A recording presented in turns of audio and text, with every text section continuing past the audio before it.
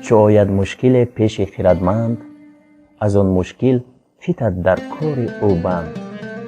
کند عقل دیگر با عقل خود یار، که تا در حل آن گردد مددگار. بزرگان فرمودند دوستان سه نوند: نانی، زبانی، جانی. باید در زندگی همیشه دوست جانی را انتخاب نموده به دوست جانی جان را فدا کنیم.